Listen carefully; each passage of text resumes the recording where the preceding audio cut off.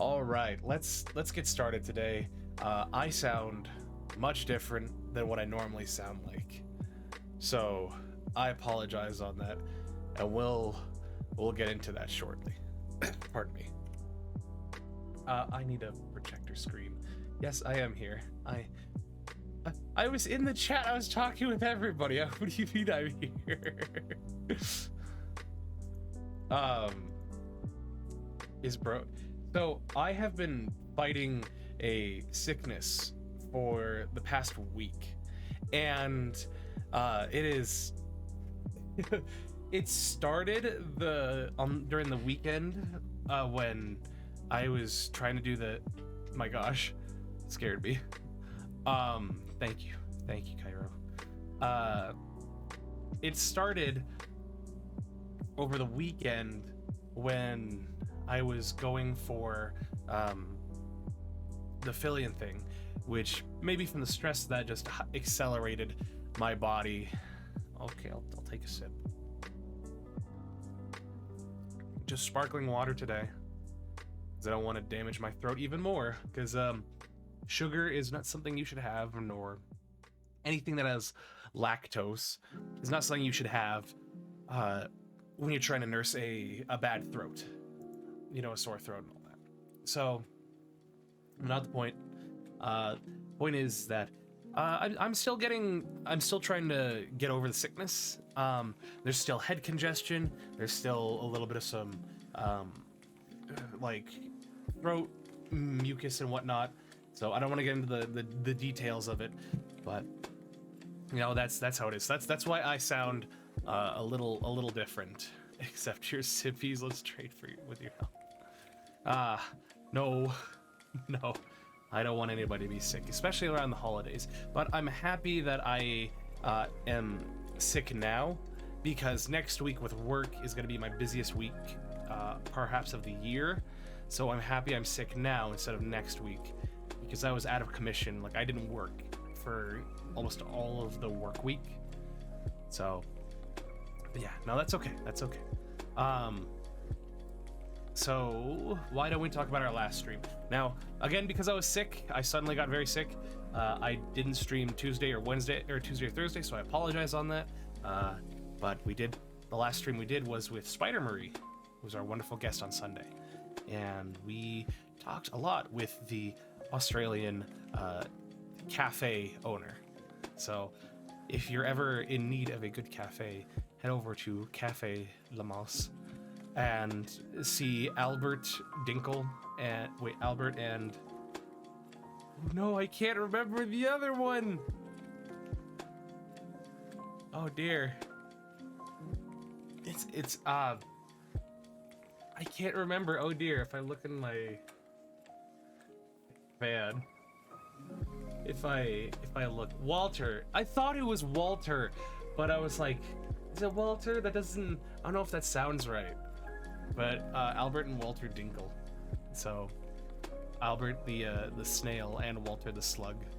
So if you ever want some fun, some good old fashioned fun over there, check Spider Marie out there. If you're not part of the Discord, join the Discord. There's so much to do there. We have so many great channels. We have so many great people. Not to mention, if you want to talk with our previous guests, they're right there and they're easily laid out for you. Not to mention, we got some big news coming up. We're currently at about 86, 87 followers, so we're getting close to the 100 mark. Not only that, my wonderful co-host, the Phantom Fame, is also relatively close. I don't know if he passed it. Let me check. I'm gonna check his thing. So I'm gonna check his thing. Oh goodness, I love going onto Twitch only to see. Did he? Yeah, you did. Looks like he did.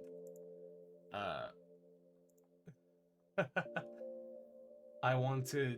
Oh my goodness. Twitch's integration is kind of a little slow, a little dumb sometimes. That's okay. The Grape Duck song is now a Christmas song? Oh, why is that? There we are. He's at 105. That's wonderful. That is wonderful. You have both become big shot. See, I started playing Undertale recently, so, or rather restarted Undertale because I got like maybe a tenth of the way through and then put it down, and then I picked it back up and restarted, because I went and killed one of the bosses, the very first boss, by accident. So, yeah, thankfully I restarted the game after that. But it's 5 songs, only 4 animated. Interesting. So, after if we hit 100 followers, when we hit 100 followers, I'll be a little more optimistic. I got a very cool thing planned to release on that. 2 big things. Now I know that's Deltarune. I know that's Deltarune because I lost track. I was about to say that I was debating whether or not to play Deltarune on stream after I play Undertale, because that is Spamton. That is Spamton G. Spamton, #1 salesman of 1997, something like that. So, but at the 100 follower mark, I feel like that'll be the next big milestone until it hits something like 200. Pardon me. Sorry, that was a cough.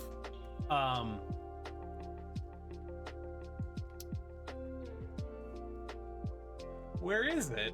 Oh, frick. Hold on. I love when my sound alerts just doesn't work. Nope, that didn't. It scared the crap out of me. No pun intended. Because it appeared on screen and just suddenly got very slow and pixelated, like distorted. It just freaked me out. But yeah, once we hit 100 is going to be the next big milestone. I have 2 things planned. I have a video that I'm going to be working on that hopefully I should have some form of a trailer out, you know, if we pass that. And then I have another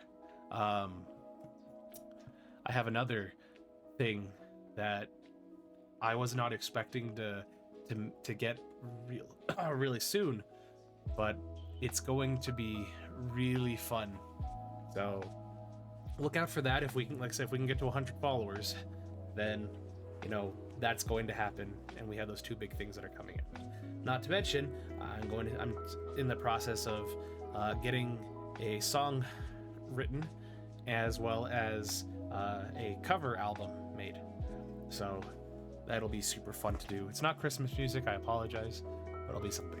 So those are the things I can talk about right now. Because if I told everything right now, it would not be a surprise, and it would not be special because we work so hard for it. So yeah, our next stream is what I'll talk about, which is going to be on Tuesday. Anything involving is fun. Aw, thanks, Robe. I appreciate that. Even while I'm sick, you know, I am happy that people bear with all of this. You can't see my hands, but my hands are just circling my head of just, you know, dealing with all this.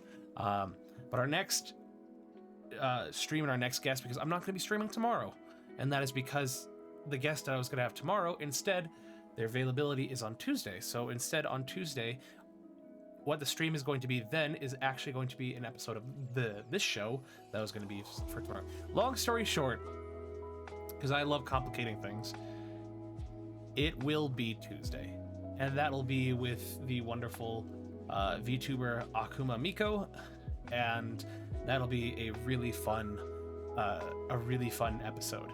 I can only imagine, because I don't know whether or not she's gonna have either a 2D model or a 3D, and if she does her normal 3D model, I'm afraid that it's going to be like having if I were to have Fillion on the show, because her model, she does, I believe, full body tracking. So I'm a little afraid of what kind of gremlin energy is going to happen, because she comes on with her full body tracking. So either I'll have to relegate her to just the couch, or suddenly I'm giving her the ability to walk around the set freely. So that's something we're going to be talking about, getting that sorted out. I'm super excited for that. Now, enough with all of that. We are in the here, we're in the now, and we're going to be talking about our wonderful guest today. Now, a lot of the guests that I find are centralized primarily in America, and that's because VTubing is a very big thing. I'll wait for this to... Oh my gosh, that was terrifying! That was utterly horrifying! I guess my stream or my sound alerts are just not loading properly, and they just sound incredibly demonic and distorted. Oh, also, before I forget, just for today's stream, I did disable the Aura, the 1500 point channel redeem. I did disable that one today, just because I didn't want to be doing that in my sickened state, where if somebody is going to redeem it, I didn't want to be like, okay, give me a second. You know, it's like, if I was going to do it today, I'd rather do it for free, that we don't waste 1500 points, and I just do it on stream. So, so yeah, that'll be, if I do it today, it'll be for free. And I don't want people to waste their points, you know, hearing sickly little me do that. So yeah, back to this. Primarily a lot of the, yeah, for free, yes, Phantom, for free. So, oh my gosh. That never gets any easier. Thank you for the follow, Throndorinel. I can't say, I can't speak today. I am in my sickened state currently. And it's also because of that I have my volume down, so anytime I get hit with all those sounds, it won't shotgun my headphones as much. So, yeah, primarily a lot of the people I find for the show are centered in America. I have never had anybody in Japan, but guess what? I am going to be talking with somebody who is a VTuber in Japan to have on the show in the future. So stay tuned for that, because it'll be the first JP VTuber I'll have. But the thing is that since doing this show, I've been getting to meet a lot of cool people who are from various countries. Pardon me. Oh dear, my goodness, I'm so sorry.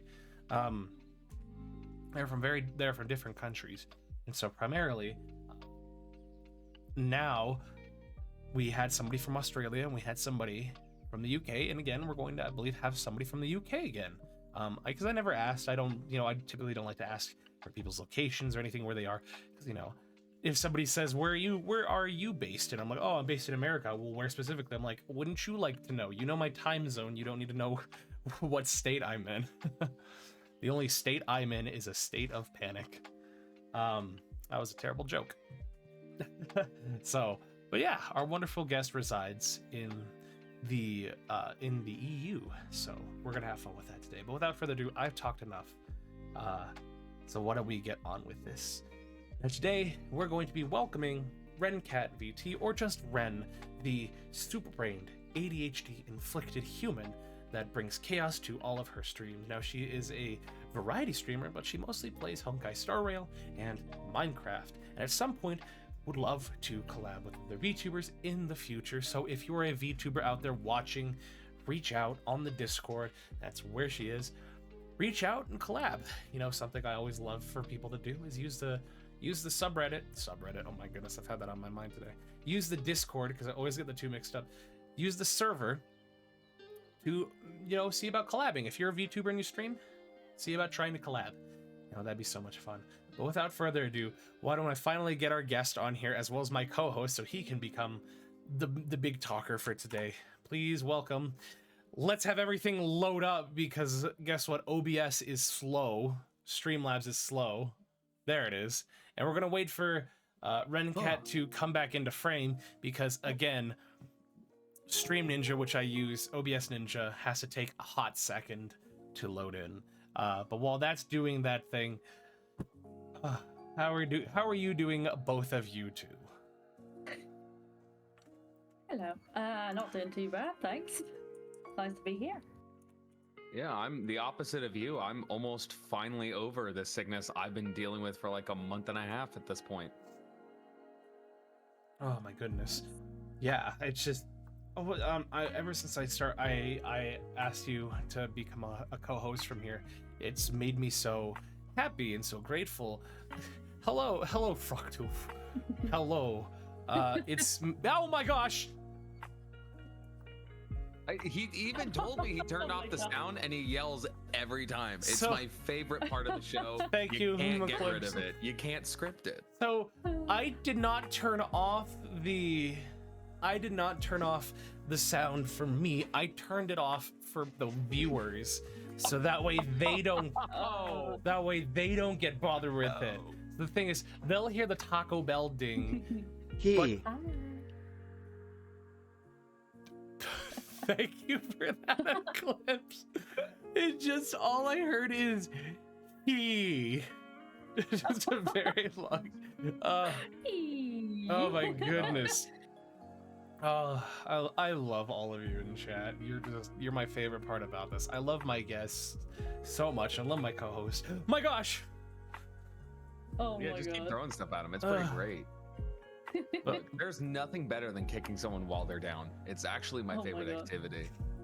It happens. I almost said the thing, but I'm not going to say the thing. Place your bets, everyone. When I'll say the thing. If you know the thing. Place your bets. I have privileges now. I can make. Oh wait, no, maybe I can't make the poll. I think I have to do it with commands. So yeah, but since starting the show, it just makes me super happy that I have a co-host now who, if I'm like this, I can have sort of become more of the mouthpiece for the show. That way I can sort of simmer back so I don't have to use my voice as much. I'm getting really deep in my vocal register there. Oh goodness. But enough about me. Our wonderful guest is here. So Rencat, before we get off track, because I'm very good at doing that, I always ask the same question for every show, and this is the most important question in my opinion. So, who are you, and what is your story? Alrighty, well, I am indeed a Rencat VT, or indeed you can just call me Ren if it's too long. But yeah, I'm from UK London, and I guess I kind of started the whole streaming thing. Oh god, it was probably a few months ago now, I think. I'm losing track of the time.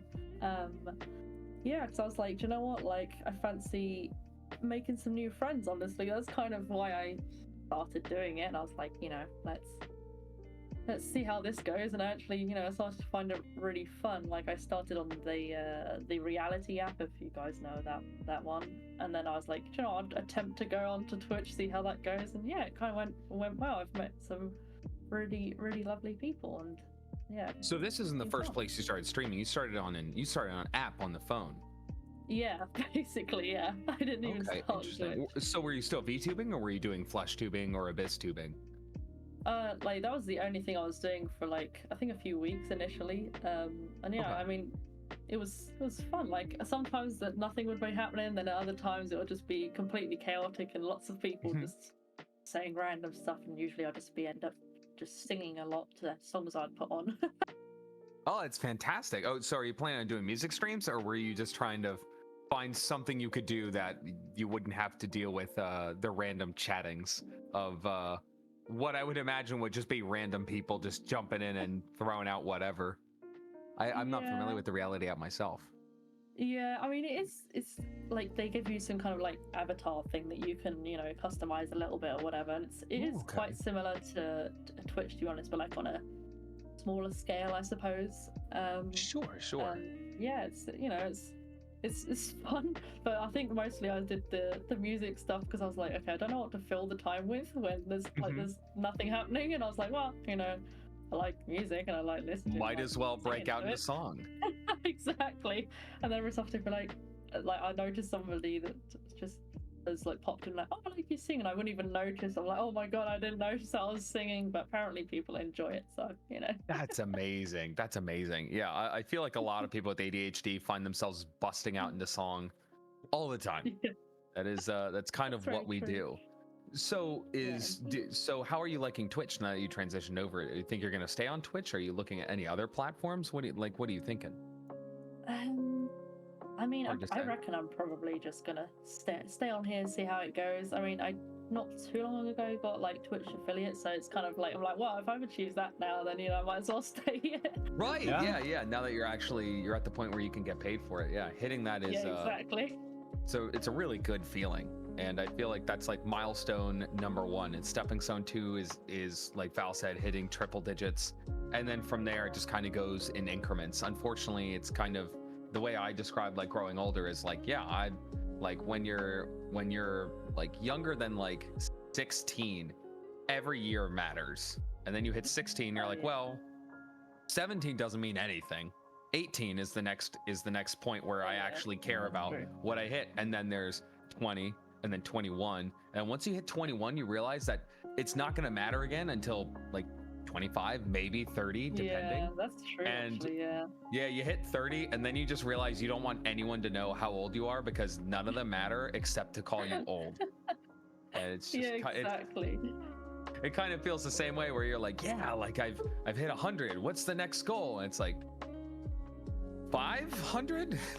Like, It's like, what you kind of have now? to, right? You have to set goals for yourself. You have to set these like these smaller goals that and I think that's kind of interesting because then you can watch and see how other people decide. Like, okay, like my next goal is actually going to be like 200, or mine is going to be 250 because then it's 250, Yeah. 500, 1,000. I think it's always interesting, especially when people do like. I've seen someone I started watching recently started doing goals of just like 15 to 25. And that's been really, really successful for them where they're just like, yeah, like, why wouldn't I just take it a little bit at a time? God, that scared me. You yelling scared the shit out of me. Oh my god. As it usually does. There I go. Oh my god. Hey, what's up, Renthio? How you doing? It happens. Oh. Yeah, he was quiet. Laughing He was hanging face, out in the laughing shadows. face, laughing face, laughing face, was he the laughing first face, guy? laughing I know he was face, one of the laughing first ones. face, I can't remember laughing who was face, who was laughing number face, one. laughing face, laughing face, laughing face, one. laughing face. Special one. I love that the sound alerts just was calling out laughing face, laughing face, laughing face. I'm so happy. Like this is just currently the Texas speech has been used more times during this stream than like the past 4. Oh my god. Like it's I mean, I recognize a few people from my from my Twitch. I think there's some of them that yeah, like that's bombarding you with it. that's the best part about this is seeing your own community come over and support you. While I have a little bit of the spotlight here, I want to tell people this is my co-host, the Phantom Fame here. He's possessing the body of our little Gojo figure here. So Nah. Okay. Okay. Nah. I see how it is. But yeah, so that's our little Gojo there. It's Phantom Fame. So I just wanted to clear that up. But something I wanted to ask is, while you were talking about, singing and, do you do a lot of singing streams anymore? Well, to be fair, I've only kind of recently figured out that like I found a way to play music on my Twitch, as in like technically copyrighted stuff, but like through a different channel, whatever it is. So therefore, like I can still sing and stuff and things like that. Like as long as it's not on the actual VOD or whatever, then it's fine. So I'm Well, like, no, oh, this I is start the doing actual that VOD. again. Yeah. Yeah. Don't get it twisted. I'm so sorry, Yeah. I had to make that The joke. other one. I think you know what we need? We need an emote that's just like you and Gojo on either side of the VOD. Whenever you make a VOD joke, people can just spam in the chat.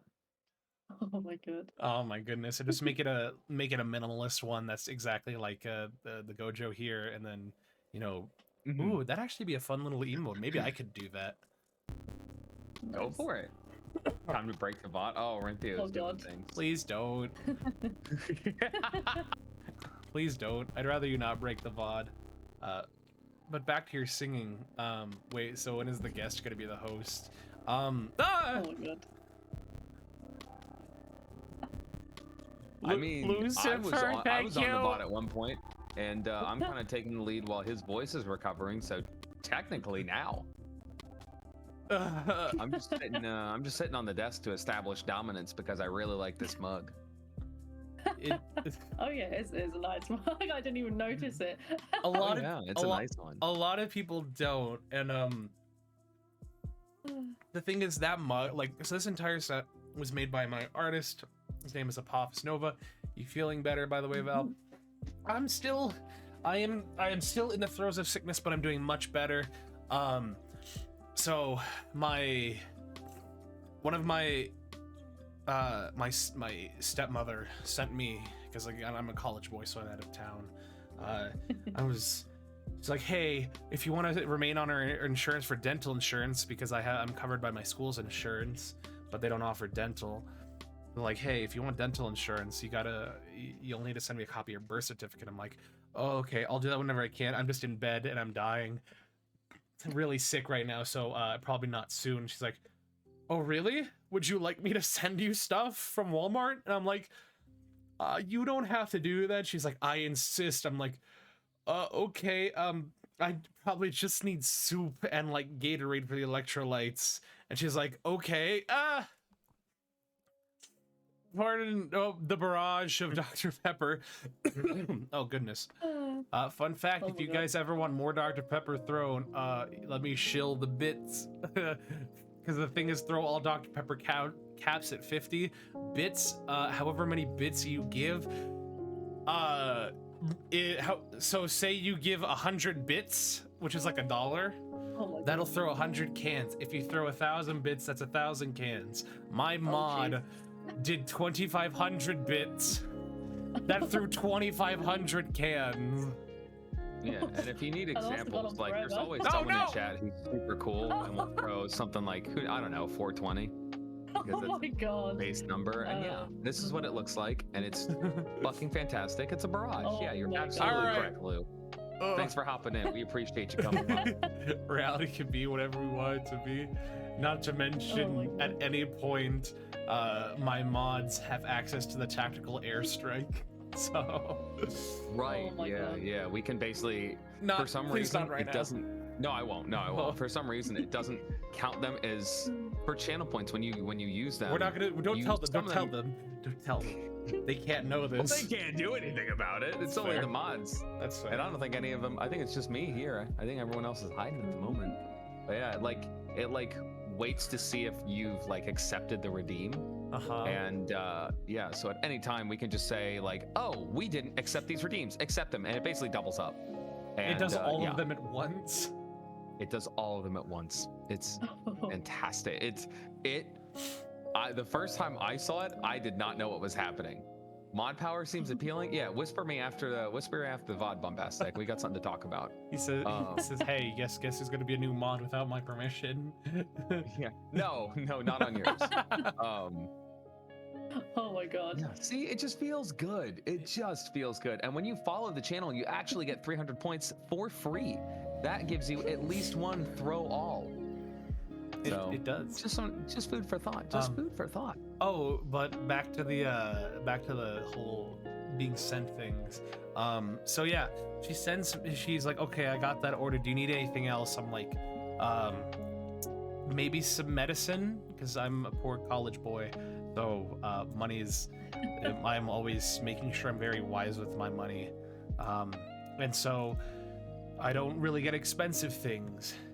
And so, or rather more of the name brand things, but I didn't ask for it. All I said was just medicine. So I don't buy medicine in general because expensive.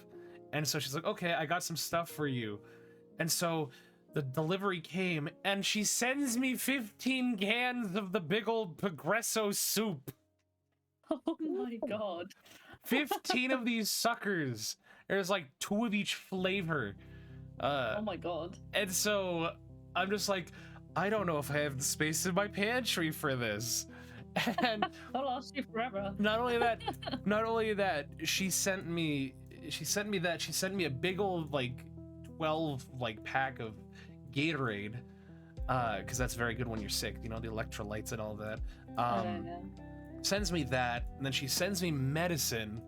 So she got me like a big old thing of NyQuil so I could sleep better. An 80 pack of like Hall's cough suppressants, or the cough drops, and then like more like actual throat lozenges. So sent me a bunch of things I wasn't expecting, but I think the most interesting thing was she said, I sent you some potatoes and a thing of milk. I say, why? And she says, because if you skin the potatoes and mash them, put them in a pot with some milk and let that reduce, you can make your own potato soup, which should be good to drink, or good to have on a sore throat. I'm like, what? I mean, you already have all the other cans, so oh my god. Well, I mean, one of the found my. Thank you, Frog too. Oh my god. My heart. It's always amazing. It's amazing every time. So I forgot to follow earlier on. Thank you. So yeah, she said it's just like one of the flavors she sent me was loaded potato with bacon. So she sent me potato soup. So, but the two that I had the most that I'm still having, clam chowder. Clam chowder is the best soup in my opinion. I love that. Have that in Red Bull. It's so good. Have that, and then the other one was creamy mushroom soup, which I was very. I was like, I don't think I've ever had creamy mushroom soup, and it goes hard. It's really good. It's really good. I recommend. Roast and Babar with Dr. Pepper like the Germans during Operation Barbosa. Oh, I understand that reference. That's some history right there. Bro, I'm craving some soup right now. Yeah, you're making other people crave soup, but you know what I'm craving to know is so I know that you played Honkai and Minecraft. So you said earlier we were talking because I was looking for VODs and I couldn't find any because you took a little bit of a break. Yeah. Coming back, are you still looking to play Honkai and Minecraft? Or are you looking to shake things up a little bit? You doing music, concert streams, or what are we looking forward to? Well, I think I'll probably still continue doing Sorrow, seeing as that there's a new kind of thing that's come out, like the new chapter or whatever it is I haven't done yet. I haven't streamed yet, so I'm like, well, I can do that one. But I have been kind of slowly creating some kind of modded server on the side that as in on Minecraft, that at some point I'm gonna stream. I think hopefully, you know, people will like that. Okay, gotcha. Yeah, but I've recently kind of discovered it in my spare times. This kind of fan-made game called Pokemon Pathways. I don't know if you guys have ever heard of it. No, what is that? But it's kind of it's got kind of the graphics of like Pokemon Diamond or Pokemon like Pearl or something like that. Those kind of old graphics of like a Pokemon DS game or something like that. But it's completely fan-made and it's very kind of story based. It's got like different choices affect like how the story goes, and you have like, depending on how you play the game, you can either have like a light aura or like a neutral aura or a dark aura, and depends on what Pokemon you get and how, yeah, like that kind of stuff. So yeah, I'm kind of considering streaming that now because I'm like, well, I discovered I'm obsessed with Pokemon, so I was like, okay, yes, I might do that at some point soon, I reckon. Yeah. Gotcha. Yeah, I really appreciate you calling the game that I played in middle school old. That makes me feel great. Sorry. Yeah, that sounds super interesting. No, you're fine. Yeah, that sounds super interesting. I love the Pokemon community is fantastic, and so is the Minecraft community when it comes to modding. So you really aligned yourself with two massive communities that the main aspect of them is modding. And the funny thing is then you're also in like the Genshin Honkai like sort of realm as well, which from my understanding there's no modding whatsoever. So you really are like, you're in two extreme different ends of the communities. That's true. I mean, yeah, I do like the Minecraft mods because it's so funny. Like, if you play with the mods in Minecraft, and then like for a while, and you kind of get used to them, and then you go back to like your just normal Minecraft, and you're like, oh, where's this thing? Like, oh, it's not here. And they're like, oh, Yeah, what why about this? can't I Oh, see the it's dirt? not here. Yeah, it's just like, oh man, I wish Minecraft, like base Minecraft, actually had all these like mods in there. That'd be great. Base Minecraft has a lot to offer, so it's really wild, yeah, like that's going true. into mods and seeing what things people realize that they're like it's still lacking. That I mean, that will never cease to amaze me when you play normal Minecraft and you're like, wow, there is a lot going on here, and then you see a mod pack where it's like, yeah, this one you can fly to the moon. The entire game can be played starting from a tree. This one is literally like a Temple of Doom that you have to like navigate, and this one is a role-playing server. Like it's absolutely insane. I actually had my nephews over the other day, and they were doing like the Pokemon 151 quiz, which was adorable because they were like, "Do you want to come guess with us, Uncle Phantom?" And I was like, "It wouldn't be guessing, all right? Like, don't start with that." And they got into something where it was, I think it was like a Charmander. It was a Pokemon Minecraft mod, and it was this dude. I think it was like 100 days in like Minecraft Pokemon, and he written this whole story about like the water Pokemon taking over and how he had to like avenge his brother against like this like ruthless Gyarados. And I was like, this is just this community in general, like the community surrounding Minecraft, is just so impressive with the breadth of things that they've done. I mean, it really has just become like its own like genre of games. Like Minecraft games are just like a thing. Do you remember when the Minecraft Hunger Games thing started kicking off? Do you remember that? Oh yeah, like I've been watching some like Hunger Games related stuff on YouTube recently, and Minecraft one's actually really good.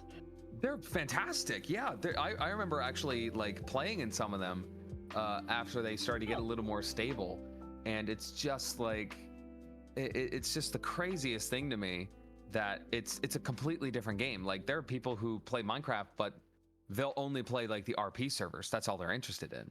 And there are other people where they only play vanilla because they want it to be simple. And then there are other people that are like, yeah, well, I speedrun Galacticraft, and I don't talk to those people because those people intimidate me. That's actually how I play Minecraft. Is I play vanilla. I don't know. There's just something about the mods where it just doesn't appeal as much to me. But then again, I've talked about this on the show before, where my experience of Minecraft, where I am a Minecraft boomer, in that when when I was playing and I stopped, they had just introduced fireworks into the console edition of the game. I can't stand you saying that you called yourself a Minecraft boomer and said fireworks was when you stopped. What do you mean you can't stand that? When did you start playing Minecraft? When they released console edition, which was probably because at that time they had started the beta. They were in Minecraft beta. Yeah. And so that was probably 2014, 2015, something like that. Oh my god. And so that was when I started playing it, and then I stopped playing sometime in 2017. So when I got back into it, it was something of a shock to see how much had changed. Like one of the biggest things that freaked me out was when I went into a snow biome and I fell into a block of snow, and I started panicking because I'm like, what the heck is going on? Why did I fall? What is this? How do I get out of it? Because I'm dying. I'm like, what is this? I was thinking I was playing with my best friend at the time. And I'm like, what is going on? Why am I doing this? He's like, where are you? I was like, I'm in the snow biome, and I'm like in snow blocks. It's like, oh, you're in what is it? You're in light snow or whatever. And powdered snow. Yeah. Like you're in powdered snow. You need to either wear specific shoes, or you need to have, I think that's just it. Is just specific enchanted boots, or like either enchanted boots or I think leather boots or something like that. I don't know. and I was just like, why? That's so dumb. And so I was just hitting it with my shovel, breaking it all apart, and like it just started making things worse. So yeah, so my first introduction to Minecraft was in the computer lab at school.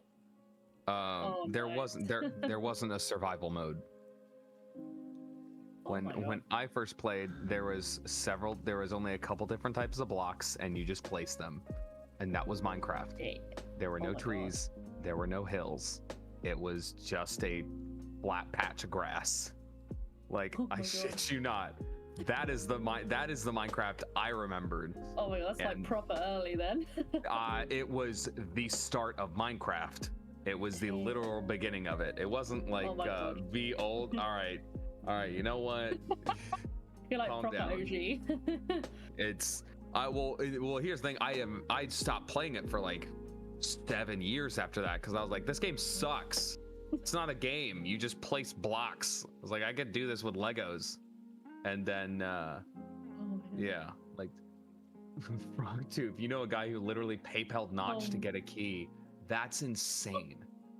Dave. That dude's got a lot of money right now. Yeah. So that would be a really fun stream would be to go through like the different like waypoints of Minecraft. Start from like when there's literally just really blocks. Play for like half an hour. Like you add maybe you add 10 minutes on how long you play each time, and just see like that would be cool. Yeah. Yeah. There you go. That there's a way to expand. Right, I might take that idea. Thanks. So you used to stream the screams. Oh my god. Oh my god.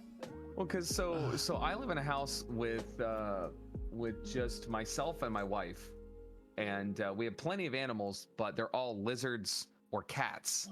And so there's not a lot of random noise in this house other than what I make myself.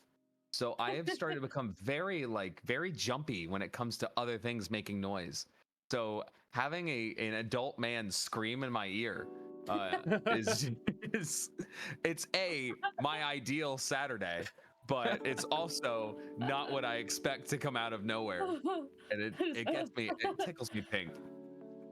So you started on this app. You said it gave you kind of like an avatar that you streamed with. What brought you over to VTubing? Do you think that set you up for VTubing, or do you think that you just anime is just dope and so you just kind of were drawn to it like the rest of us? I mean, there is that. To be fair, I don't actually watch too much anime, but I have watched, a few things. But then, but, like I do. I guess I don't know. I think I actually started with. Do you know like Kuriko's basketball? I think I started with that. And That's after that, I was like, oh god, yeah, I highly recommend it if anyone hasn't watched from it. the abridged series. Oh, then I watched the film is amazing too, but you gotta watch the series first. But yeah, it's very good. And watched Violet Evergarden again, that series, which I highly recommend. But you'll basically be, crying every episode. So there's that. That's been on the list. That's been on the list for a while. I've been avoiding it. Yeah. So this iteration of your model. This iteration of your model, which is this version 2? Is this version 1, 1.5? What are we looking at right now? Okay, so technically I've just been using this model, like just March 7th model from like Honkai Star Rail, for a little while. Because I've been mostly playing that recently, I suppose. I was like, why don't I just use this March 7th model that I really like that I have also like to play, Honkai. Okay, sure. But technically I do have another one, a previous one. So technically this is like a second, like a half version with this March 7th, but I do have a previous one. Okay, so this is something from Honkai Star Rail that you were just like, I'm playing an asslet of Honkai Star Rail. Let me go ahead and be someone from Honkai Star Rail, just because I mean, models can be really expensive, and that's something I'm currently getting a toggle for one of my models, and like it's much more expensive than you would think to just be like, oh, I just want to be able, you've already done all the work, I just want you to make it so I can change these two things. And they're like, yeah, sure. that'll be X amount of dollars. I'm like, all right. Like, you gave me a fair price I on the don't first have one. that. So, right. Well, exactly. So, yeah, I totally understand that. In fact, Yeah. like Val brought up Fillion earlier, and I'm fairly certain Fillion's model was just like a basic VR chat model that she like put a bow on or something. Isn't that correct? Nice. Oh. Like, what wasn't it a stock model that she just kind of altered a little bit? I can look that up while you guys continue talking.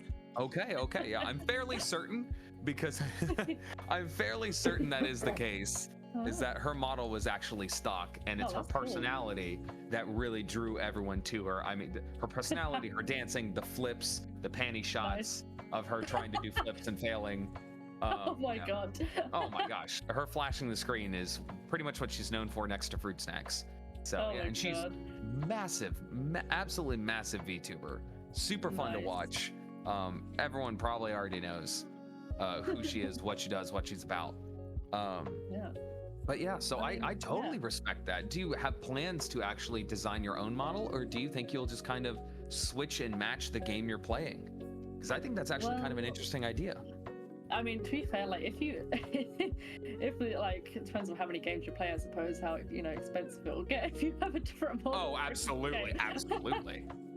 There is that, but actually, to be fair, this model was free. Like, it's very surprising because it's it's quite smooth with the movements, and then it comes with like a few expressions as well. So I was, I was surprised at that. So I was like, well, I got this for free, I might as well use it. But I do have another model, like a revamped version that's a bit more. I feel like a bit more suited to what I A little like. more you. Yes, indeed, that I have not shown anyone yet, so they have not seen it. Ooh, okay. Yeah. So you're working on it. That's awesome. Yeah. That is awesome. So, and that's something where it's like, I feel like a lot of people put so much emphasis on like, yeah, I've designed my model. This is what it is. Blah blah blah blah blah. And I think there's a lot to be said for that. Don't make that face at me, Val. All right. What? I think there's a lot to be said about sorry, that. I'm squinting at my monitor. I know.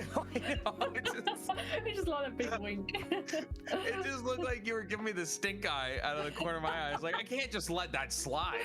Yeah, it did look like that. Oh my Look at this guy. I'm helping you out today, and I'm doing things for you. You know what? Take this. Yeah. So Oh my God. one of the I feel like there's a lot of emphasis put on like originality, creating your own model. Yeah. And I really like that you're just like, yeah, this is a free model. This is financially, this is a genius decision because it comes with good stuff. It's real, and it really is. You can get a really expensive model and it can look terrible. I have seen people who have really nice models where they just don't know what to do with it. And all they do is wiggle their head and wait for the boobs to follow suit. And it's not interesting. It's just like, once you realize that it's just jiggle, you kind of lose like that level of like immersion goes away when you realize that all they're doing is trying to get the physics and other stuff to activate and to be enticing. It's like having Subway Surfers in the corner where it's like, that if someone is playing Subway Surfers in the corner of their stream, it's not interesting enough to have your full and undivided attention. That second monitor content, which is why there's something else to watch, PIP, picture in picture. And I feel like you bring a lot of energy, and jiggle does not equal fame. I don't have jiggle. Yeah, I mean, like, I don't exactly want I don't plan for my boobs to carry my Twitch channel. Like, that's not like the plan. Well, I think there's augmentation, and I think that there's something we kind of got into this on one of my streams the other day, where there are like Vtubers where it's like, okay, well, where do they fit into the mix? Like, are they just kind of like SFW porn stars, or like where exactly do they fit in the mix? And I actually think that there's a healthy medium where it's like there's a hustle to it, and they have to put up with a lot of harassment for it. So it's like, look, they're drawing in views, but they're also drawing in all kinds. So it's I think it's always interesting.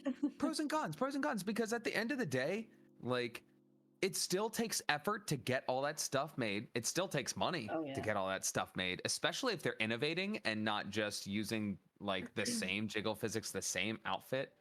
It's still not easy. It's the same thing with with people where they're like, ah, yes, like gamer girl bathwater. Like, that's the dumbest thing I've ever heard. I'm like, that girl is a genius and she made That's a what I lot of always money. say. I'm like, well, you know, She good on made her, you know. a lot of money. Look, because Yeah. like when you think about it, whose money is she getting? Mine. Like, yeah. Sorry, Of course. sorry, I had to chime in there. On a side note, to talk about that the Fillion model, yeah, you can find the model. I have actually found it. What is 7,000? That is $46. You can buy that on Booth, and that is what. Oh yeah, that's where I got this model from. That is yeah, the it's a really good website. that is the VR chat model that Fillion has. Oh, I'm Yeah. dying. So yeah, that is the one you can buy, and I'm looking at it right now. It's Yeah, and she's massive. I mean, I don't know if she's the biggest VTuber at the moment. I don't know who would be, but I would think she's getting up there. I would think she's pretty close if she is not up there already. Just absolutely, because it's her energy. It's her energy, and also I think that there are steps up, like in the same way where it's like you can do PNG tubing, and PNG tubing is valid, but you need to bring a lot more performance to your voice than if you're doing a 2D model, where once you're doing a 2D model, then you can bring a little bit of your facial expressions. There is a little bit of performance to it, as well as your voice, and you can bring that as well. And then you hit a 3-dimensional model where you can move about, and then it is much more of a performance. The performance is, it is you are performing at that point. You may lose some expression, but your body is making up for that lack of expression. And I feel like that will always step you up into the next level. I think I don't know if there will ever be hard caps. I wouldn't go as far to say that someone who's a PNG tuber can never get to the point where they can be like Fillion level or like Cinder, Cottontail, Shy Lily, Gura Gura, like whoever you're aspiring to be. I think you could. I think you could, absolutely, but I think that the work you're going to have to put in more work. I think I think that is it can be pretty disheartening sometimes. And I think that this isn't really if you are looking at this as anything other than a hobby, it is not for the faint of heart. Because if you are looking to make it and you're looking to get that far, you either need to put in a lot of time and a lot of effort and have really good talent, or you need money and a little bit of those things. To be like you can make up for some of the others. There's like a give and take. It's a scale. As Fort Minor, previous member of the band Linkin Park, once said, and I think this applies to the process of getting big, is it requires 10% luck, 20% skill, 15% concentrated power of will, 5% pleasure, and 50% pain, and 100% reason to remember the name. Oh my god. Suppose that's what I get. Oh my god. I gotta chime in on this. Hold on. Hey, you think I just don't watch the show? Oh, yeah. Why? You think I don't You watch? too? Yeah. You think I'm just not watching your show at all times? You think I'm just not on your channel lurking every moment? I am. I'm always here, baby. Why? I'd like to take this time to say thank you to all our chatters, new and old. And your participation is always appreciated. What? Because Vabrello, where did really you come from? to make sure that Val knows who's in charge, and it's you, it's the people. Because we're as entertainers, we are nothing if not slaves to the people. Fun fact.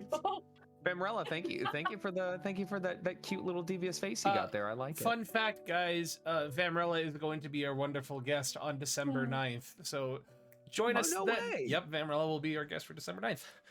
Oh my gosh, you're kidding me. This is great. All I can tell you guys is that I am currently in the process of editing and converting this model here so I can use it in VR chat.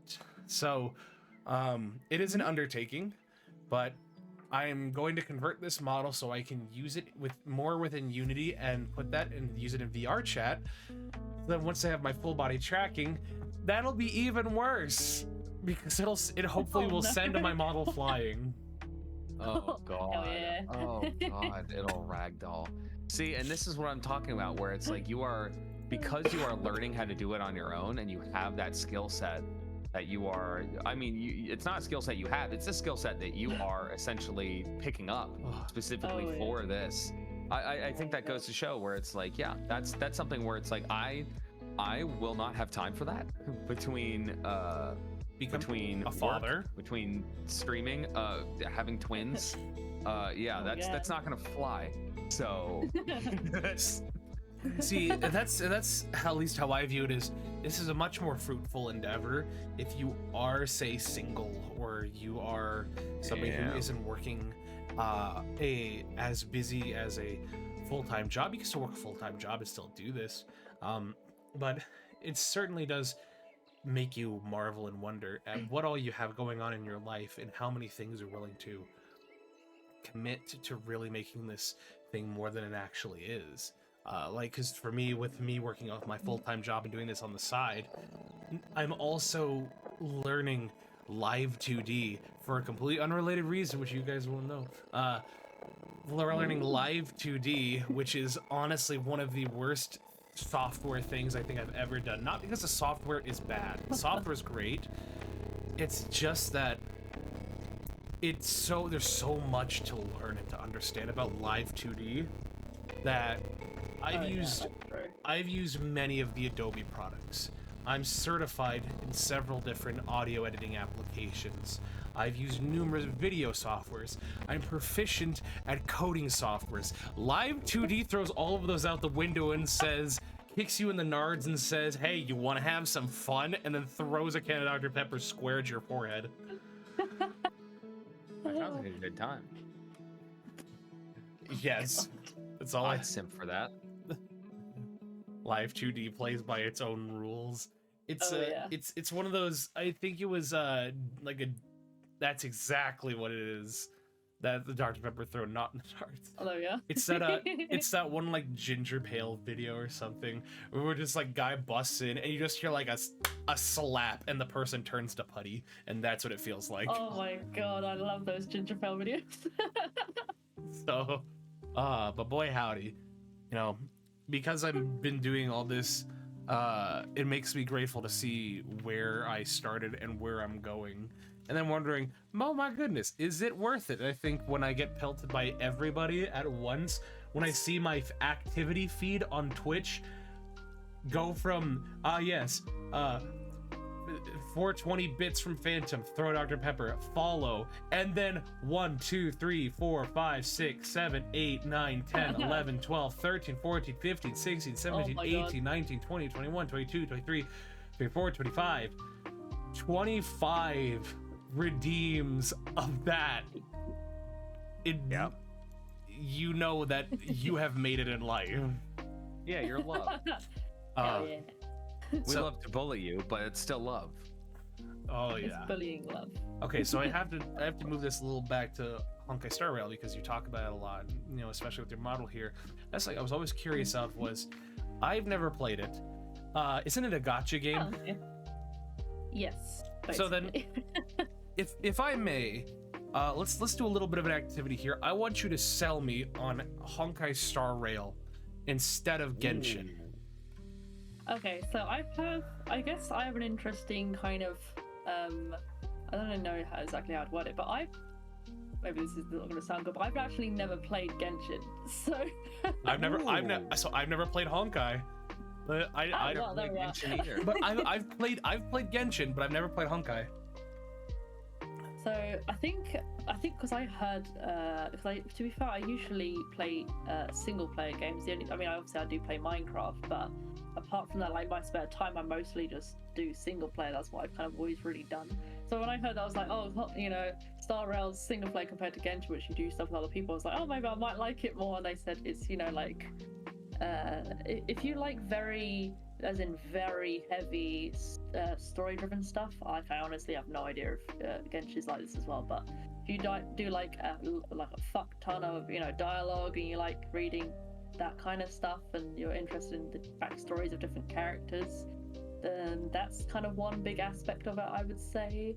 And like even like for me, I'm not like amazingly good at games. I'm like decent, but if you're not like amazingly good at the games, you don't have to be really skilled or anything. Like it is possible to like work things out. Like they explain things well, and they got some cool characters, cool variations, and I do think they're, at least I've heard, it's kind of a bit fairer in terms of like getting new characters to put as part of your team, and there's a few other aspects where you have to like spend energy or whatever it's called, like Trailblaze power I think it's called in Starrel, to be able to do stuff, basically like farm certain materials or whatever. Like if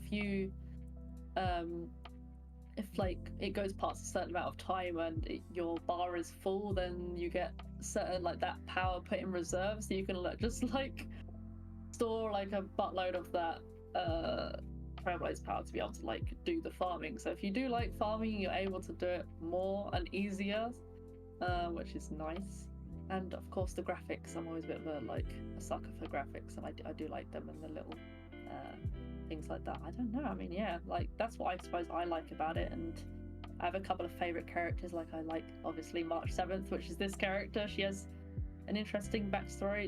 It's kind of hinted at. They haven't really gone into too much detail yet, which I kind of appreciate. That was the thing I was curious of, is why is she called March 7th? Yeah, so that there is a story about that she was basically found floating in space inside like a massive block of ice, and they found her on March 7th, like literally just the date. So she didn't know what her name was. Like she had no memories of anything. Like she's just basically a blank slate of a human. So yeah, she just decided to name herself March 7th, and that's basically that's why she's called March 7th. Yeah, but that's kind of the whole thing about this character, is that like you have no idea like what her actual backstory is, because she obviously, there's a reason why she ended up floating in space in this big ass ice cube, but like it's a thing that I think they're going to reveal slowly in the future, which I'm definitely looking forward to. Are there any other games that you play of that kind of draw you to that same really grind but satisfying completion, itch, anything that scratches that itch besides Minecraft? Or is it just those two games you primarily play in your free time? What do I play? Blimey, I'm trying to remember which ones it is now. I know. I have recently. Oh, what were you gonna say? I was gonna say, because recently, this is something that my friend was playing a lot of, was Final Fantasy 14. Yeah. I haven't played it, but I have heard it is good. So maybe I should look into that, actually. Well, apparently they let you play it's free on Square Enix's site, and you can play it for free until you complete the first 2 campaigns. I'm like, oh, okay. Oh, I see. And then he and I got into a little bit of a discussion last night about, I'm like, so essentially it's like Warcraft. And he's like, well, yes, but no. And I'm like, how? Like, by that logic, Warcraft is essentially just RuneScape. And I'm like, yes. And then I hit him with then RuneScape is technically just EVE Online. They're all just MMOs. Oh my god. So, It's just a genre. Don't know how many people out there are old enough to know what EVE Online is. So that's I think most people just not heard of that from one. references. So a lot of VTubers. So this is something that the American VTubers. Or I'm not sure if it was the American specifically, but the English VTubers. Something that we did. Because with the original VTubers, they didn't have lore. They just kind of had their models, and they just kind of popped in stream, and they just did their thing. But then the English VTubers got a hold of it, and we just went hog wild, and we started coming up with all this crazy lore. Everyone's a moon goddess, or a demon dog, or like a fox spirit. There's like some cringy people like that are like ghosts or vampire bats. Like all sorts of stuff.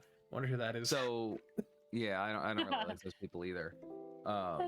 No. Oh, hello, Apophis. We all are redeeming Dr. Peppers. My artist. So your model is something that Yes. you are using from a game that you enjoy. Yes. But your Twitch name is not the same as the model's name.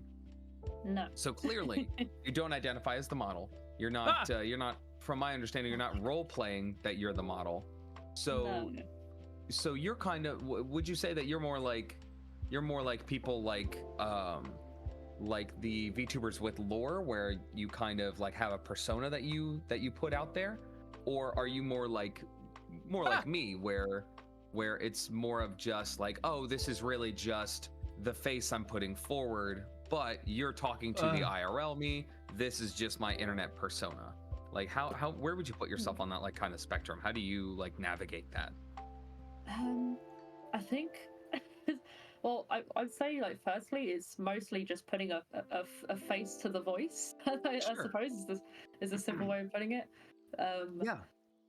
But yeah, I think also simply because I'm absolutely atrocious at trying to act anything, so I don't think I'd be able to do that kind of stuff even if I wanted to. So it's just like, yeah, you know, I think it's just easier just, I don't know, being myself, I suppose, and I'm like, let's just stick with that, and it Absolutely. apparently tends to go down well, so you know, just continue doing that. Yeah. Right. Well, you just have an attractive personality, and that's something where I know that my best quality is my ability to get along with other people, and like the way I have working with people is my greatest strength. And so I feel like that would be diminished if I was putting up a facade. Facade has such a negative connotation, but essentially if I was wearing like a different mask, if I was wearing a costume and I was performing, because if you see me offline, if you see me online, I act almost identical. I won't really force myself to be super uppity. I'll play things up a little more, but I really do that just because you can't see my actual face, and because I don't have you can't see all the different way. I'm Italian, so like I talk with my hands. So I can see it right now. I unfortunately, after the memes of like putting all the fingers together became a thing, I started doing it. I'm very easily influenced by my peers. So yeah, I do legitimately do like that. I do actually put my hands together, and it is very funny to me because I can't stop myself from doing it. And when I do it, I'm like, God, this feels right. So just fulfilling the stereotype. Right, yeah. Well, you know, it's whatever. I'll perpetuate it. I'll eventually, maybe I'll break it, but yeah, I just think that's interesting because so many people, excuse me, I'm turning into Val. Oh god. So many people navigate towards like having lore. Do you think that's something that you'll eventually do? Like when your model starts, you know, 2.0, 3.0, 4.0, as it progresses, as it starts becoming more of Rencat instead of March 7th, do you think that you will start to like develop some lore, or do you think you'll start like playing a little more into a character, or do you think that it's just going to be like, hey, like I have updated this so it's a little more me, and you're still, it's still me, it's still the same, nothing's changed except that I am even better to look at than I was before? I'm even better I'm even more good looking now. Yeah, right. But I don't know. I mean, the thing is, like with my kind of next model that I've got kind of lined up that I'm going to be doing, she's kind of got, I guess, quite a specific theme. So I'm kind of thinking, well, maybe I would do that, but in the kind of sense of I would create a little bit of lore, but just almost add it onto myself. So just like almost like I'm just providing like extra information about me. Yeah, just a little like sprinkle of extra like stuff to maybe explain the character a little bit, but you know, just maybe to make things a little more interesting.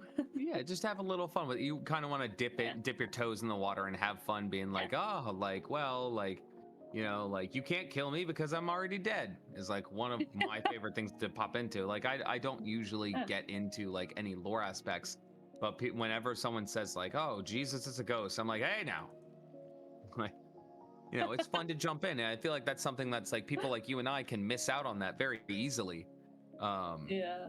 when we don't have something like that. There's a VTuber I've been following lately who is an Eevee, and people always joke nice. about that she's a bunny. And so like one of the biggest jokes on that channel is her just screaming that she's not a bunny. Oh my god. Hysterical, absolutely hysterical. And I feel like that's something where it's like that's one of the upsides to actually putting on like those personas. Yeah. And I mean, yeah, I guess some think things that's like super that as exciting. well can like develop through almost inside jokes with people on your own kind of channel. Like they ends up like just accidentally becoming a part of your own lore. Oh, absolutely. Well, look at the Dr. Peppers that are getting bombarded Yeah. over at our lovely host, where it's just they're endless. Indeed. They're absolutely endless from the gremlins in chat, and I love each and every one of you, and I identify as one of you as well. So- You are seen and you are supported, and yeah, you'll know if it's too much because I'll start calling you a goblin rather than a gremlin. Gremlins are cute, goblins are not. So do you have anything with your chat that's sort of yep, Oh there they go. God. So do you have anything with your chat that's kind of similar where it's like you have ongoing jokes, or do you have someone that like when they pop in chat you know that they're there and you know it's going to be a good stream? Ooh, I mean, there is. Oh god, there probably is. You don't have to name names if you don't want to call anyone out or make anyone Yeah. feel like, because I know you have over 100 people that have followed your channel, so it's like you don't want to like put anyone up on a pedestal unless they've really been like going in there. Phantom is the biggest one. Yeah, kind of.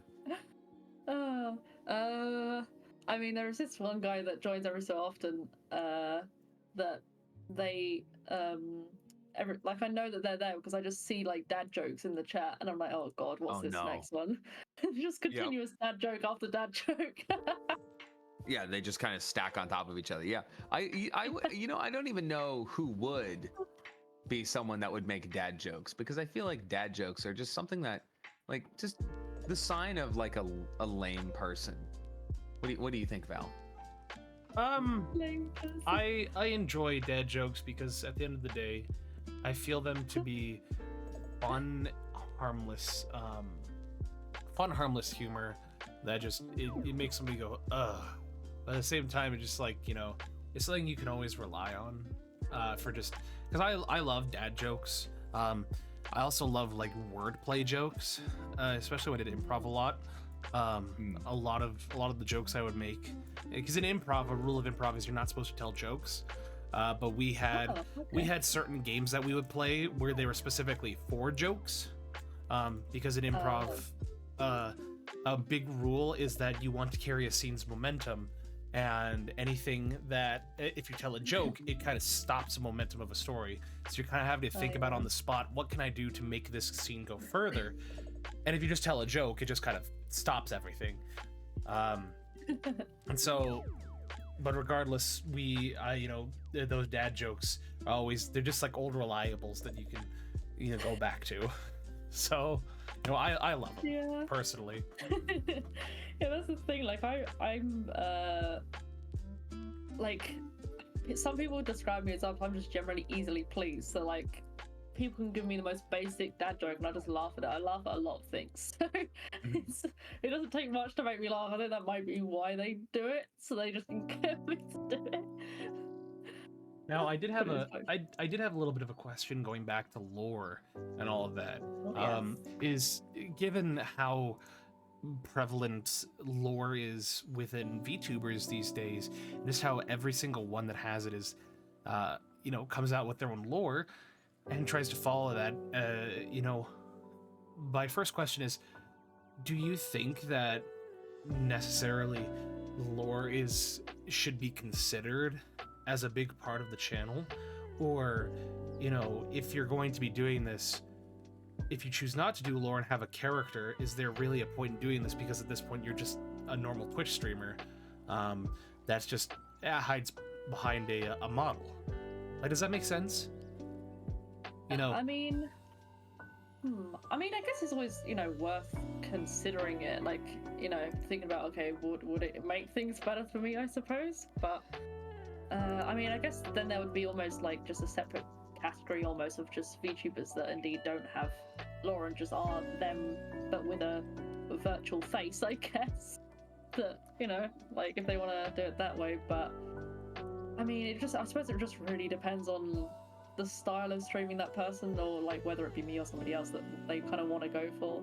Like, I guess for me, maybe indeed it wouldn't be too suited because I can't really adopt it too much. I wouldn't be very good at that, I think. But then like other people would be like really good at doing that. So I guess I don't know. It depends on the person, really. I think both would probably work. Yeah. So at what point would you say a VTuber's lore can somehow be, oh, thank goodness I didn't get immediately beamed with that and give me a heart attack? At what point, because do you think that a VTuber can become oversaturated into their own lore because they have so much? Because like take Vox Akuma for example, you know, he's a very good streamer, and he's a very good personality, and a lot of what he does is just a lot of fun, very friendly, supportive. He did release a little bit like an animated fan movie that he made that kind of expands on his own lore. And what I'm wondering is, do you think at a certain point there can be too much to add into it? Because essentially you're creating your own little universe where you're creating, and there could be so many things that you're having to keep up with. Because then you're either saying, oh, here's the character's lore just for fun, and then some people are like, here is the lore that I create that I am bound to, that this is my character that I'm playing.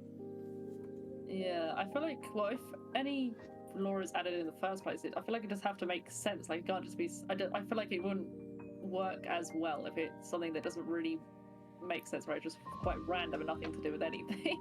But I do think as well, like, indeed, I reckon that at some point you can probably get quite oversaturated. Mostly, I reckon it will become almost obvious when it does, when the VTuber themselves are losing track of, you know, what their lore actually is, and then they might, like, I don't know, accidentally say something that kind of goes against what one of their kind of lore points is. So that's why I think maybe then it can get a bit too much, I reckon. Yeah. Then how do we avoid that? I mean, do we think pardon me, do you think lore should be a cosmetic, or do you think that should be something that's binding of, this is my character, this is the part I'm... Oh my goodness, I'm getting hiccups. Oh, no. Sorry.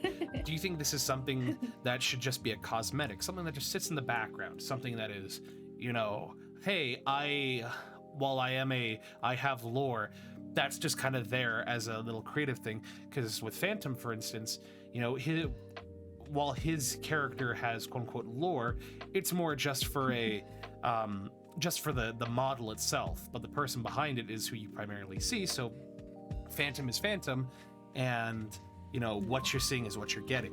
Whereas somebody who is fully committed to their lore, like a lot of agency VTubers, imagine watching the Tonight Show, Jimmy Fallon starts getting hiccups. I'm just VTuber Jimmy Fallon. That's all I am. That was actually the aim of the show. Fun fact is to be VTuber nice. Jimmy Fallon without the insincere laugh. Yeah. So, Oh my god. yeah. TLDR of that question. Do you think lore is better as a cosmetic, or do you think it could be better as something you try and stay committed to for consistency? Ooh, I mean, I reckon it can be both, but I don't think it'll be good for one person to almost mix it, if that makes sense. So if you're gonna go like full on lore, then I feel like you should probably stick to it, because you've created that character now, so you kind of can't really start removing like character traits or anything, like suddenly not taking it as seriously as maybe initially you did make it kind of out to be, I suppose. But I think if indeed you're just doing it as like, I suppose, like a cosmetic thing, then I mean, you probably could change to be have that other kind of more serious kind of lore that you would stick to maybe later on. So you probably could, if you start with more cosmetic and then change that, I think that would be possible. But I think if you start with the more like lore that you kind of stick to. I don't think you can kind of go back to the cosmetic if that's what you wanted to do. But yeah, I think as long as you kind of keep it separate and then maybe don't change from like the lore that you kind of stick to try and like make it less serious, then I think that would work. I would say, yeah. Yeah, something I was thinking about is how people really like they stick, like how lore is a big thing with that, but even more so is what all goes into the process behind it. Because for instance, relatively decent sized VTuber Lucius Merriweather, even before becoming a VTuber, he was still very big because of his comics, his webtoons that he would make. And he's the reason why the webtoons look as good as they do. Pardon me. You know, why webtoons is as big as it is just because of Merriweather. And if you look at a lot of the stuff he's done now, something he really likes to credit is the fact that he helps create a lot of the lore behind these agency VTubers, like especially with V Shoujo and Niji Sanji, where he has written the lore for other people. Now, something that came to my mind is that at what point does it just feel manufactured to become, try and become a big hit if you have other people writing it versus if you have the person themselves come up with the ideas? Because I can imagine that in the boardroom they're talking with the talent. They're like, all right, this is what we're thinking about for the lore, and this is what we have in mind. What are your thoughts on this? Oh, I don't like this, I don't like this. Okay, let's redo this, and they're delve back to it. So I wonder how much outside influence ultimately changes the inner meaning of what lore can be for a character if you're not doing all of it 100%. Yeah, I mean, I guess it kind of depends on, really, at least I would think so. I don't know for sure. I haven't done it, but like, yeah, it kind of depends on how how well that actual person can pull it off. I suppose, like, if they can pull it off really well, then it's probably not going to look, manufactured. But if they can't, and it does seem like this is really obvious, it's just like something that they've just invented right here, right now, then maybe it's not so good. So I think it really depends on that person's ability, kind of as a factor as well, I reckon. I was gonna say, it's the difference between having somebody who's in 3rd grade trying to write a story versus, say, Stephen King. So I guess to a certain degree, knowledge and experience in the writing sphere does certainly set apart. If you're trying to make lore a big part of what your brand is, I suppose that's, in that case, having a talented writer who is on board and commissioned to make sure that everything is going smoothly and then it's coherent. It's the difference between, say, The Shining and the execution of like the Shining movie versus The Dark Tower. Where you have great source, but if it's not put out there and visualized in a good way, I mean, at that point it's equal part on the talent for making sure that lore is displayed properly. Because I feel like we're also thinking about how lore is very much a writer's responsibility, when in reality it is both a writer and a performer's responsibility. Yeah, it's kind of 50-50 there, really. Yeah, indeed. Yeah, what do you think, Phantom? I mean, I think it really comes down to like, I think it comes down to the personality, where I don't really know per se if there's like a limit to how far you can go, but I think there's a limit on how much you can actually keep up with. So like, there will be plenty of times where people will slip in and out of character. I mean, that's kind of expected. And I think that like adding more lore kind of raises that expectation of like, oh, like, so when you put out more lore, you're supposed to know it. Like, you're supposed to be able to like recite it, like, what's going on, because this is supposed to be you. This is the character you're playing. I feel like you can keep going with lore as long as you can keep it in the same realm of relevance that you want it to be. So like what we were saying earlier with mine, where it's like the lore of being the ghost of a dead childhood dream, that's all it takes, and I acknowledge it when I feel like it. And Whoa. there will be other times where I'll totally brush it off and I'll start like talking about like, oh, like the wife and the kids that are currently in production. So I feel like it yeah, they're pending. Children pending. Pending. So They're still in the Yeah, I the feel Amazon. like- They're still in the Amazon facility, where distribution facility. right, exactly. Nice. They're in Mexico in one of the large distribution centers right now. They're just getting held up by customs, so Oh, probably right. have Okay, them in I a couple see, months. So yeah, I think it just I think it just matters more like I think it matters more is if you're gonna make that level of lore, I think you just need to be able to keep up with it. And I think that if Yeah. you're not going to, then that's fine. But I don't see a point in making like a ton of lore for something that you're not going to act out unless it's really just promotional, which is where I think a lot of people like are kind of just leaning more into the promotional side of it. So I don't really know. Well, this has been a very interesting discussion on lore. So why don't we move a little bit forward? Oh my gosh, I'm dying. Phantom help. Once you die, that's when I can help you, buddy. Fair enough. Oh I'll my guide God. your ass on to the other side. Whew. But you gotta die first. Oh goodness. You know, we've talked a ton about lore and the logistics of VTubing and where you got your start. Let's look a little bit to the future, because one of the things in your introduction is that you're looking to collab with other people. That is actually one of the goals of this show, is to make sure that, you know, we get your voice out there. We get to gush over you for 2 hours and just talk about you, what you want to do, who you are, why we like you, why other people should like you, why they should go follow your channel, and if you aren't following the channel, you should. So like, what type of collaborations are you looking to get? Like, what are you looking to do with other VTubers? Because earlier you were saying that you kind of just started this just to make friends. Yeah. So who are the kind of people that make it into your social circle? What are they like? I suppose like the ones that I kind of got through, well, streaming, I suppose. Was, Hold on, like... let me get a pen and piece of paper. Oh, Go on. You're gonna write it down. Yeah, I of course, mean, yeah. my man's dedicated. I feel like the bro's taking notes. In this economy, you gotta. He said it.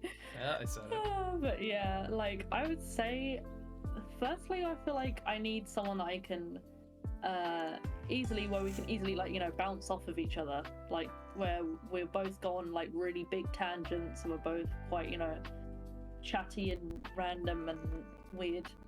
Going into that chaos aspect you mentioned. Yeah, exactly. Like that's where I found it to be like really good, where we can just continuously like bounce off of each other the whole time. I would say like that's always really fun, where there's not like even a second of silence or anything. I think that's why I like it, because although that, you know, it's nice to do like the Star Rail streams and things like that, sometimes I won't have like someone on a call with me at the same time, and that's like, obviously it's, you know, nice to have people joining in the chat and stuff, so because I can chat to them, that's really nice.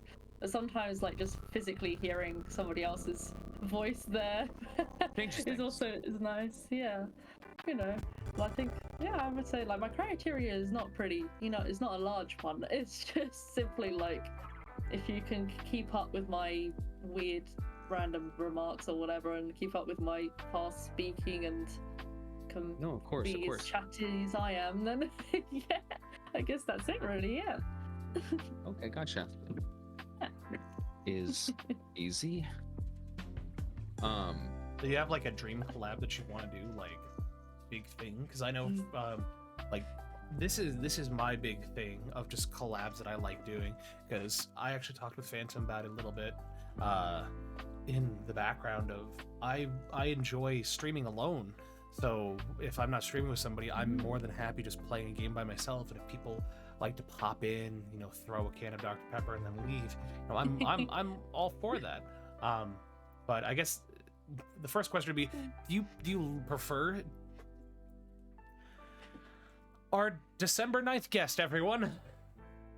Oh, I took a sip of Sunny D and I wasn't looking. I was like, why did he stop talking? I turned around and I see the remnant of one final can just spinning. Oh, it was only one can. There you go. Yeah, there's only one can. So just, but do you prefer, you know, streaming alone, or do you prefer to stream with other people first and foremost? Ooh, I think honestly, like I think maybe with people, I would say, because Let's just go. like, oh, I just love talking to people, and sometimes it's easier to chat with people when you can physically hear them. But like, yeah, I don't know. Like even when I'm playing, I guess comparing with, you know, like Star Rail, which is just a single player, and then with Minecraft, which I always play with other people. I think sometimes as well, I find just the actual, like, what I'm actually physically doing in the stream, it makes it kind of easier. Like if sometimes I might run out of things to do a little bit if I'm just streaming by myself, like playing a game, like, oh shit, what do I do now? And like I don't have anyone to, you know, bounce off of within the actual game itself, not just chatting. But, you know, with Minecraft, just, you know, or just even any other kind of multiplayer game I'm doing with somebody else, that like that I have something to bounce off gameplay wise as well. So yeah, I would say multiplayer is where it, you know, a little bit maybe like where I like a little bit better. So this is a question for both of you then, is do you think, or is it necessary? No. Okay, that's a show. That's the show, everyone. Goodbye. Do you think it is necessary, if you want to start out and stream, that you get used to streaming by yourself first before you try and do any collabs? And if so, I would say why? Yes. Why yes? I think for me, yes, because I mean, I did also like doing that reality app stuff. That's just like, you can do it with other people, but I did start by myself, and I think I only ever did it with that app by myself. But I think it just gets you kind of, I don't know, just used to kind of speaking anyway, like at, I guess, a screen, because there's no one else maybe, you know, physically in the room with you. So I think maybe just to start off getting used to that. I mean, maybe it's not like you have to do that, but I think recommend it. That I think it would just be easier to get into streaming itself if you start just getting used to the whole streaming aspect before you try, you know, multitasking a little bit with doing the collab with somebody else, and then, you know, playing a game at the same time or whatever else you're doing. Of course. Yeah, that's what I would say. Yeah. Phantom.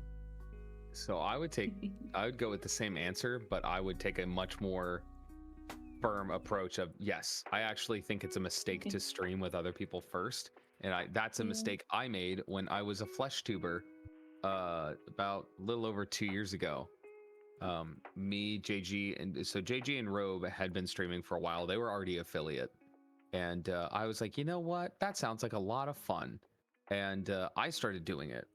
And I mean, like, I was playing with them and I wasn't paying attention to chat. I wasn't really keeping tabs on, like, if I was talking over other people. I wasn't really paying attention to, like, how my stream was doing, because I could rely so much on them for everything that I literally just hit go live, set up a face cam, and then I went, and that was it. I did like super long streams, and what I realized is that I'd become so dependent on letting them do a lot of the talking, because I mean, you know, Robe, you know, JG. Robe always has something to say.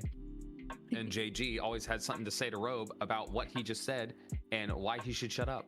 And so it sort of became this cycle of, like, you know, one of us would say something and the other one person would bounce off it, the third person would bounce off of that, and then the first person would bounce off of that. And it creates like a cycle where it's very easy to keep the conversation going, but it's also then very easy to allow it to devolve into just a conversation. And I think that those are skills that need to be honed, and the best way to hone them, oddly enough, is to stream by yourself. And I also think that you need to kind of discover who you are as a streamer, what kind of audience you want, who do you want to be in chat, because when you're streaming with other people, it's very difficult to moderate who's in chat, what's going on in chat. I just did a collaboration yesterday where I was collaborating with 3 other people. One of them being Robe, who I knew. The other one was a previous guest, Sevilla, and one of her moderators, Ribs. and we were playing a game that all of us had only played once or had only seen one time. So we were doing this collab. It was 4 of us at once. We were all super excited for it. Everyone was super chatty. It was a great time. But I could just tell that I wasn't doing as well, even though that it was lively and the conversations were better than when I stream by myself. Even if I have a very active chatter or multiple active chatters that are sort of giving me something to work with, I realized that the conversation was much better, but I was missing things in chat I never would have missed before. I missed like a major redeem, like a 10,000 channel point redeem, and it didn't even register until the entire chat was just like, all right, we're waiting for it. When do you think he'll notice? How long do you think it's gonna be? And it's stuff like that where if you only stream in collabs, you'll think that's the norm.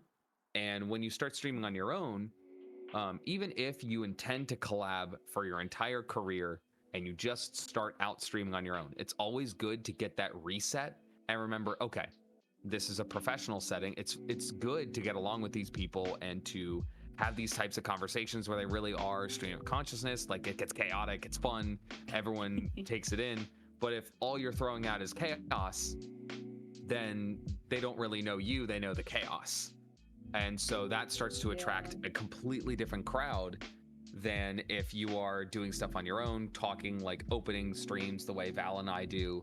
And I think that it just creates a much better atmosphere if you can kind of rein it in, cultivate the community, and rather than just creating a fan base of people that enjoy watching things go off the rails. Oh my god. So Speaking yeah, I think which- I think you're completely right. Where it's like, yeah, it's a very strong recommendation for me. I ran out of water. Yeah, I definitely think it is a. I definitely think that's the good way to go, because I think if I had kept streaming, when I jump back in and start doing VTubing, I think if I just collaborated right off the bat, because I do intend to collaborate 90% of the time moving forward. I think if I was collaborating right off the bat, I wouldn't really have an idea for how I like streams to run, how I want things to be, and what it should feel like, versus like when it's like, okay, this is too out of control, someone needs to rein this back in. That's true. Like, it definitely, it definitely, I think, I was kind of thinking about it as you were saying as well. Like, I feel like when you're streaming by yourself, sometimes you kind of have to slightly learn how to talk to yourself, because when that's because when there's nothing happening in chat, you're like, well, I gotta say something. I can't have it like boring as hell, like, you know. Yeah, and you'll see in some of my early streams and streams where there's not like a lot of active chatters, you'll just hear my stupid voice just going, okay, all right, let's do this. Okay, all right. It's like, no, that's not content. Like, that's nothing burger. You want to hear something funny? Oh no. So, and now that VOD is gone, it is because I purged a lot of my older VODs on my computer, because the only ones that I saved that are the most important to me are the actual VODs of the VOD. That's so confusing, but it's purposefully because guess what? If somebody says the VOD, guess what? Now they know it's the show. Anywho, Genius. I'm dying. So I think it was my 3rd or 4th stream. I played Celeste. The reason why I bring this all up is because you say, okay, all right, okay. Yep. The reason why is it was only my mod that was there watching.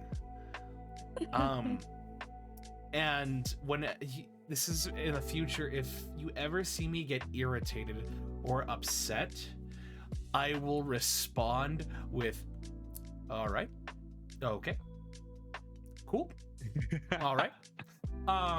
Because when I was playing Celeste, I was dying so much and I didn't want to let that anger and aggression come out on stream. Oh my god, that's relatable because as hell, man. if I'm going to do a little bit of an immersion break of, sorry guys, I'm not as calm and collected as I normally like on stream. I try my best. I think I've done very good to be very calm and collected. Off stream, if I get irritated or if I get like upset about a game or if I'm dying, I act like Aaron Hansen. Oh no. Not with the swearing, like a whole lot of the swearing, but where I'm just like going like, are you kidding me? Oh my god, what is this game? Kind of. Yeah, Oh, just same. inconsolable. Cause I on stream I'm Dan Avidan. Off camera I'm Aaron Hansen. So if that's a bit of a mental picture. But it's just, I just thought it'd be funny to bring that up. So if you ever hear me go, like if I'm in a gaming stream, you just hear me go, okay, all right, cool, all right, okay, sweet. That's I am masking my inner rage so I don't bring it out on stream because it's not the place. That's the thing, like, I'll do that, right? I suddenly, because that's the thing, I usually, like, hella chatty and stuff, that's when I suddenly say, like, way less, but that's just simply because I'm really concentrating on trying not to, I let it out too much. Bro, pull the Candy Crush voice lines. Oh my goodness. Oh my God. Look, that brings up another question is, how much of your true self and true emotions do you think you can reasonably bring to a stream without it affecting, say, your viewer reputation? And the reason why I say that is because, like I said, if I part of the vibe I like to go for my channel, because this is one of the sides that I truly am, because I have my very professional and very business side, which a lot of my guests can attest to, where I'm very formal when I talk to my guests behind the scenes, but when I'm actually interacting outside of that, I'm very I'm very carefree, I'm very open, I'm very happy. And then when I'm not saying I'm not happy now, like off stream, I'm not saying I'm a very miserable person.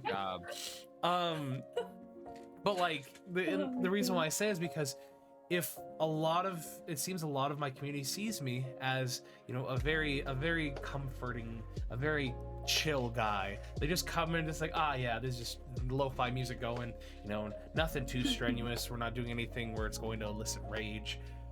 So if I were to suddenly pull that 180, and now if I'm playing, say, Valorant, I'm playing TF2, and I'm getting irritated and upset at people because they're better than me, suddenly that'll change the way my audience sees me. So that's why I downplay and I try and change my, like, I give that, okay, all right, sweet. Yeah. At what point do you think it's okay to let a little bit of that more natural reaction breed over, instead of just completely masking it behind something that could be potentially more reputable, something more lucrative, because it's a business side, it's a business face. Unless you're Phantom, which you're what you see is what you get. You're getting the whole Phantom package. So I mean, to be fair, like, even if I do get like kind of like angry a little bit or frustrated about something in like the game that I'm playing, to be fair, my reactions usually aren't that like that bad. Like, usually it'll just be something, oh my god, you little shit, or like something like that. It's usually not that big of a reaction. I think also I'm probably not too aware of what my reactions actually are, to be honest, most times anyway. But yeah, I guess for me personally, I don't think it could ever get bad. The only time I think it would get bad is if I genuinely get really like fed up, I suppose, more like, and then when I just suddenly go kind of silent, like that's not good when that happens, but it doesn't happen like very often. It's silent very rage. rare. Yeah, that's the worst. So, fun fact about that, like a couple of years ago, when I was just out of high school, I played competitive fighting games. I was very good at it. Oh god. My best friend also plays, and his brother is a top fighting game champion in the world, who competes at Evo every year. Now, thankfully, I made that intentionally vague, so guess what? You're never gonna find out who that is. But the thing is that I'm very good at fighting games in that, and I say that because the amount of time and money I've spent doing and playing it.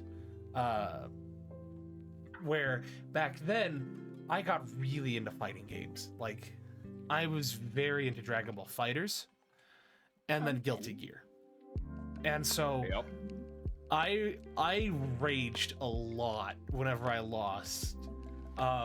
Where, fun fact, I once punched a wooden entertainment center where that wood was maybe about 1.5 to 2 inches thick, and I punched it as hard as I could, and it broke the wood because I lost. And this was years ago, so I'm not like that anymore. Where, like, that's how I would play, and I'm like, I was of the mindset I can't get off until I win at least one game, and then I get on like a 10 losing streak, and then I would just sit there and stew in my own anger until I would get that. And I'm like, okay, I got my win. I'm leaving. I'm going to bed.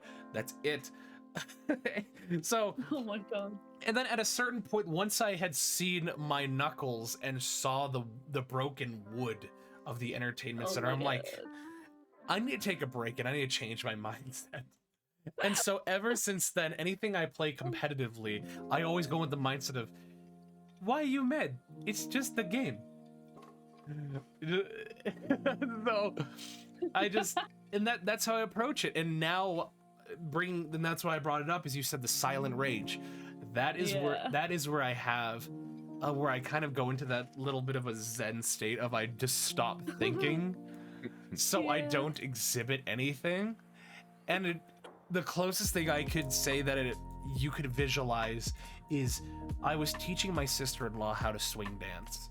And because I've been doing it for so long, I don't have to think when I do it.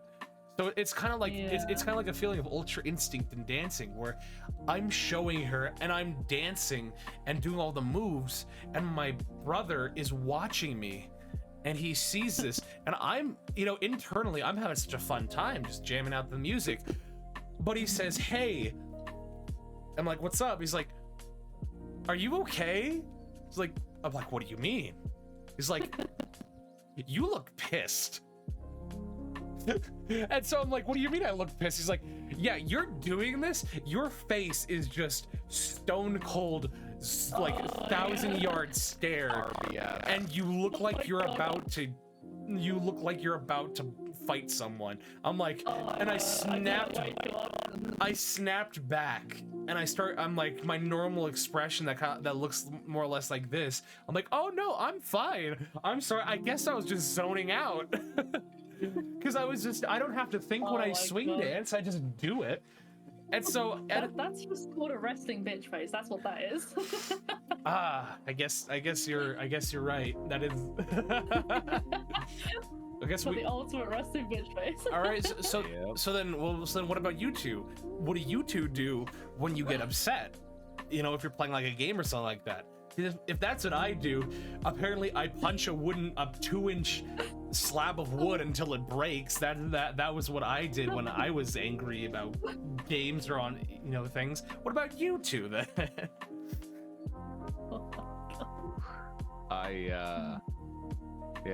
You find dead squirrels? I have had many a moments I am not proud of. So I am very much Joseph's clone. And I have all the strength, anger, and rage that he does. And I have since chilled out, and I'm much more my mother, much more Karen than I used to be. That sounds. But you know how GameCubes have that neat little throwing handle? What? You mean like the middle one? The one on the back. No. Yeah, they've got this handle that's perfect for throwing. And most people think it's for carrying it to your friend's house, but it actually is perfect for just, Are you talking about on the actual GameCube? On the actual GameCube. Oh! Yeah, it's a little black thing on the back. I gotta look at this. Yeah. Sorry, every single GameCube has it. I can't believe you don't know what I'm talking about. Like the handle that you use to. That old, right? Well, no, just the one you use to pick it up and just take it to places. No, it's for throwing. Oh, okay. If you catch my meaning. Oh no, I catch your meaning. Yeah, I was a incredibly destructive child, and I think the last time I don't think that's safe. It was not safe. It most certainly was True not that. safe. Yeah, no, I used to not deal with it well, and I have learned that the way for me to deal with it better is just not to play those types of games.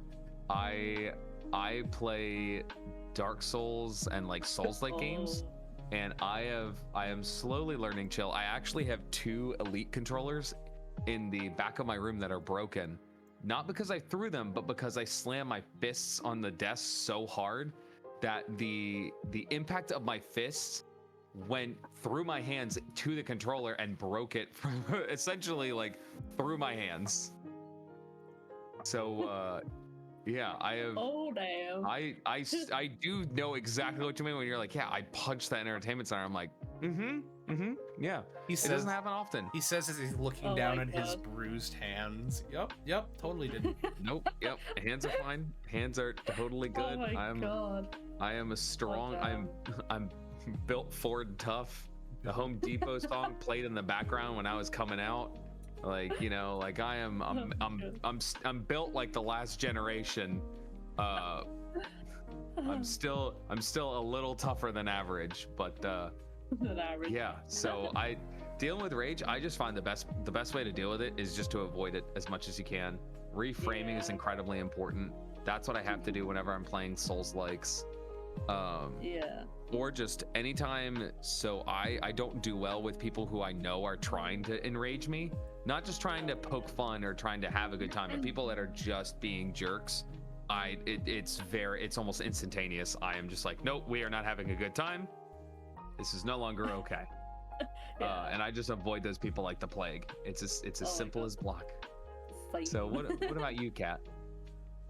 Oh my God. I think, well, I guess like you initially, like the thing of just generally avoiding stuff that I know that might frustrate me. Like the things I do want to play Dark Souls, I've been wanting to play it, and then like Elden Ring as well, I've been wanting to play that too. But I know that I'd be Great games. really, really shit at those games, and I know I'd get really frustrated real fast. So I'm like, well, I'm seeing as I know that that's gonna happen, then I'm just, if I were to play it, I'm going into it knowing that that's gonna happen. So I'm like, maybe not. But Just play with me. I can get you to Fire Giant at level 1. We'll do it together. Wait, which Dark Souls is this?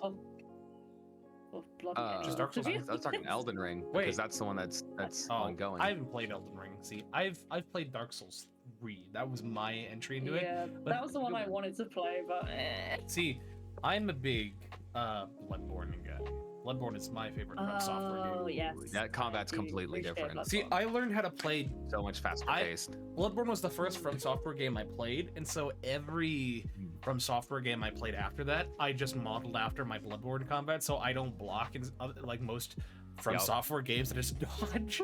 I just abuse the iframes. Yep. Most people do. Oh, most people absolutely do that.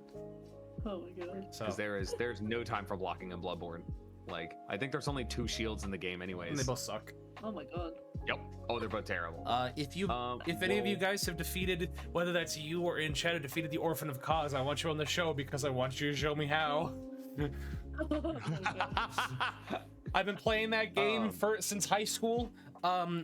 Since I want to say my freshman or sophomore year of high school.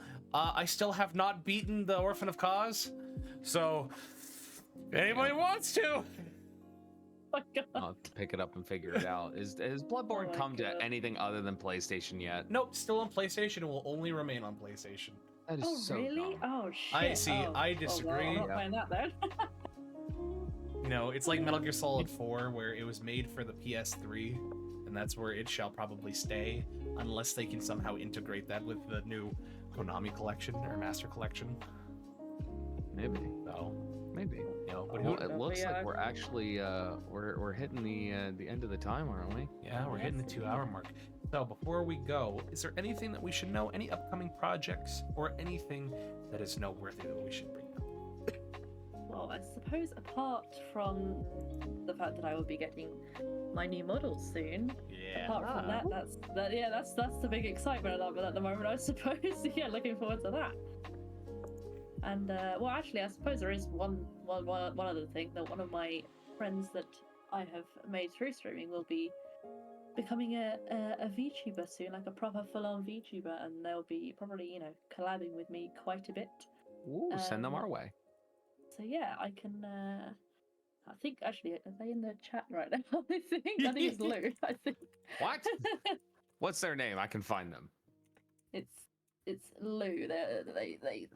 Oh, yeah, they've been throwing stuff. They're right there. Yeah. Aw. That's my friend, and they're That's going my to be doing some stuff. We're not sure when yet, but at some point, and then that'll be nice to join and stuff like that. So yeah, that's what's been going on. Yeah, I'm looking forward to it. Let me get the link to your Twitch so I can post that in the chat real quick, and then They should actually also be able to just go on the title and click there. That's true. It's always up. That's why we do it. That's why you're a smart special boy. It's because you already got it on there. Frick. Sorry. Oh my god. Scared the crap out of me. But yeah, Phantom, would you do the honors of asking the last important question? I never remember the last important question.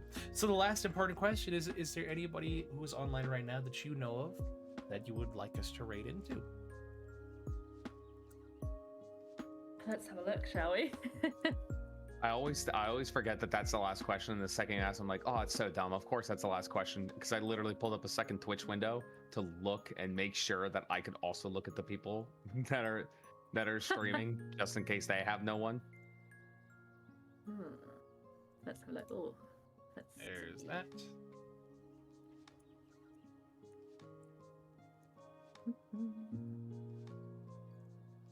There's.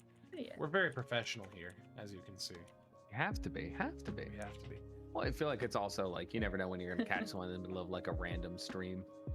Exactly. Well, if you have their link, you can send that in our open chat. I'll send it in like the chat here, the stream chat. Yes. Do it in Discord, because I think Yeah, it just will Discord. mute it if you put it in. I think it'll mute it. I see.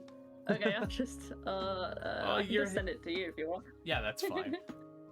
So with that being said, my name is Val. This is Phantom, and this has been our wonderful, wonderful guest, Rencat VT, or just Ren. We thank you so much for being here and joining us today, as this show cannot be possible without the wonder support of viewers like you. Now,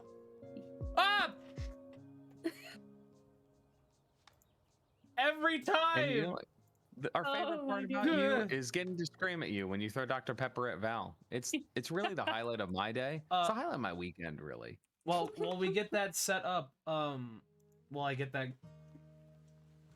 Oh my god. What I need to That do. That one started slower than the others. If you're following, you should be able to have the Dr. Pepper. You should be able to have the Dr. Pepper emote. Yep, I'm gonna copy and paste this. Dr. Peppa. Thank you for that. All right, so what do we want to do? Bottom squad raid? We could do bottom squad raid. What do you guys think? Did you already get the person we're raiding from her? Yes. Okay, cool. Cool. I'm just gonna do it like that. Hopefully it. There we go. Oh my gosh. So, not only that, our next stream is going to be not tomorrow, but it's going to be on Tuesday with our wonderful, wonderful guest, Akuma Miko Su. We hope that you can join us there. If you're not part of the Discord, join the Discord. The link is in there, or the link is in one of the previous Moobot comments, or I can just hit, what is it? Exclamation point Discord?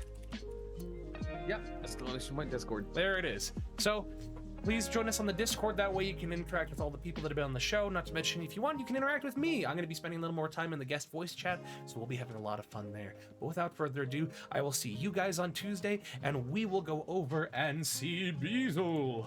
Oh, at least my voice is good enough to see, or hit those notes.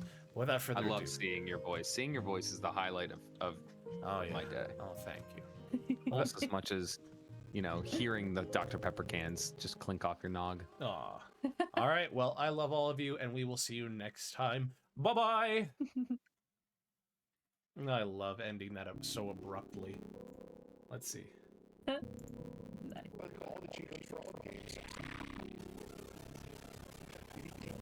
We just raided. That was great.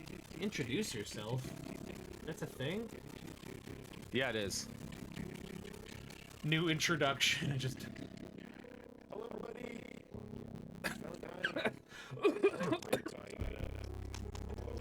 Man, you are dying, huh? Yep. Not too much. So, let me end